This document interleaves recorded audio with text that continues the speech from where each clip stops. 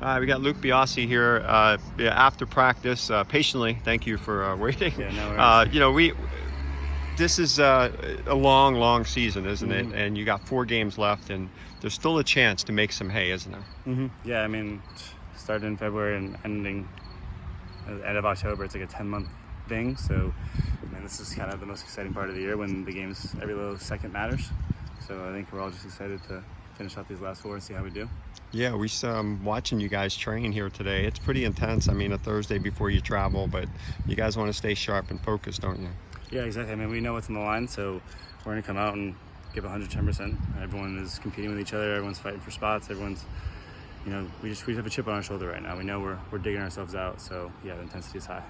Yeah, so just talk about your role with this team. The first couple of years here, we're watching you. You're kind of on the wing. You're kind of doing. You like to get out and get forward, and actually your two-way play. I'm sure that's something that that stood out to Bob over the past couple of years. Yeah, but now playing on the back line, I mean, just talk about that evolution. Yeah, exactly. I mean, my first 2 years, I've always been a relatively attacking player. I like to get forward, I like to dribble, but I've always been kind of stingy defensively. I don't like letting people get past me. I'm just a competitive nature.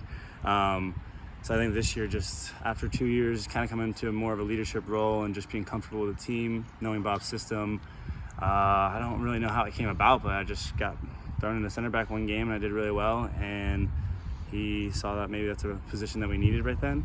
And I knew the system. And I think he also knows I'm a versatile player and that putting me in that role, I could make different things happen or throw off teams. So if we're trying to overload a side, I'm comfortable pushing forward, but I also will still be stable and solid defensively. What are your thoughts on this, matchup with Miami? They're obviously struggling in the win-loss draw column, but they're still professionals. They're still going to make life difficult. They did that with Birmingham a week or so ago.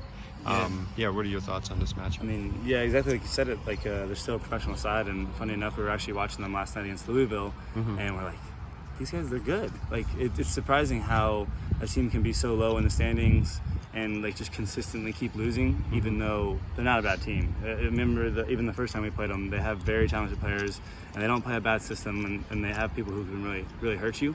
So I think something that's just really important for us is going into that game, knowing what's on the line for us, but also not sleeping on them or underestimating them because we know what they're capable of. And I think that's something that we've implemented and we are aware of. So they are a good side, and it's not going to be an easy game, especially playing away in Miami. Yeah, and then talk about, when you might have a few guys out today, this week, just especially the back line, how important is it to kind of stay together and communicate, and even if you have a new guy back there with you? Yeah, I think that's kind of just been what we've been almost struggling with, is just those few mental errors that you make a game. So I think as a back line, as a team, as a whole, we kind of defend as a full unit. It's just keeping everybody accountable, keeping everybody on the same page, telling people, hey, you need to be here, communicating this, communicating that, because we've been putting together good performances, but a lot of them, it seems like we throw it away the last 5-10 minutes just because of one little mental lapse, and that is what can make or break a game. People coming in, I'm not too concerned. I know everyone on the team's capable, and we've all been training all year, the same system, same principles. So whoever's going to step in is going to get the job done and do it well. But I think definitely communicating and guiding them through is going to be important. Absolutely. Well, there'll be 2 more home games, so plenty of chance to see the fans a couple more times. Just talk about the fans this year at Highmark Stadium. I mean, it's always, Highmark's always a fortress.